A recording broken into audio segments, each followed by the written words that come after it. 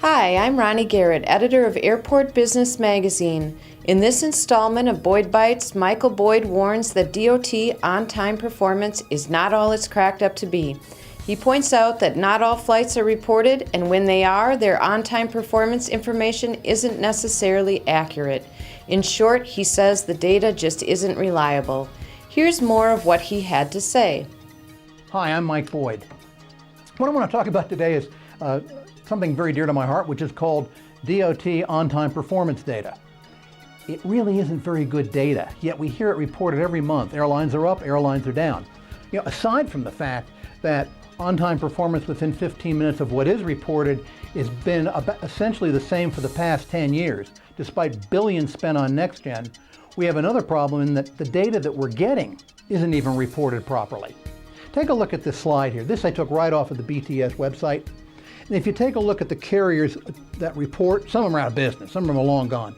But take a look at the arrows. They're a little bit light to see, but take a look at these arrows. And what you'll see is airlines like SkyWest or ExpressJet, they don't carry passengers on their own name. They report their on-time performance. But in the case of SkyWest, they're reporting on-time performance that was flown under 5 different airline brands. So when you see what SkyWest performance is, remember, SkyWest doesn't book the seat, SkyWest doesn't sell the seat, SkyWest doesn't even do their own scheduling. It's done by the carrier to which they lease their airplanes. So from this regard, the numbers just don't work, and the reporting system was great for the 1980s. It's not very good right now. Here's another little slide, and it shows Frontier Airlines for the month of March, the entire Frontier system. One little problem with this slide is, or this data I should say, is that 20% of Frontier isn't shown because 20% of Frontier flights are operated by Republic. Republic doesn't report any on-time data because as an entity, they're not big enough yet. So we're missing a big chunk of Frontier Airlines flights. Somewhere around 1,000 to 2,000 are missing every month. Therefore, we can't make a determination whether these numbers are good or bad. Another slide. Take a look at Dallas-Fort Worth for the month of March. This is kind of fun. You see down at the bottom, it says something like, I think I see here, 25,000 flights, arrivals. There were really 27,000.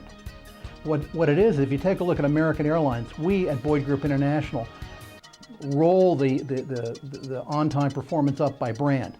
And there are 3 certificated carriers that report for American Airlines, one of which is American.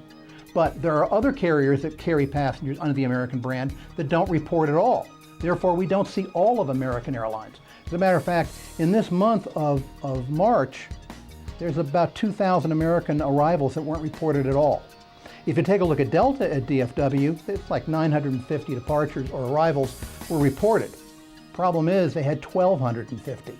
They're missing. So that data just isn't there, and as a result of that, we don't get a very clear picture of it. So take a look at, again, this slide here, and again, just sort of summarizes what I just said, that the data just is not as accurate as it needs to be. Therefore, when you hear these academics reporting about on-time performance and how great it is, let me give you a clue. It's not that good. As a matter of fact, it's not even reliable. And when you hear a newspaper or an academic report and say things like ExpressJet's performance was X or SkyWest performance was Y, you're dealing with someone that doesn't know the industry very well. So I'll kind of leave it at that, but it gets back to the main point about aviation data. It's not for amateurs. It's the kind of thing that you have to have an understanding of the industry before it gets reported. And when you read it in the media, don't believe all you see. Thank you. We would love to hear your feedback about this episode of Boyd Bytes and previous episodes. We come out with a new Boyd Bytes twice monthly, so be sure to view the videos and be part of the discussion at AviationPros.com. Thank you for your interest. Have a great day.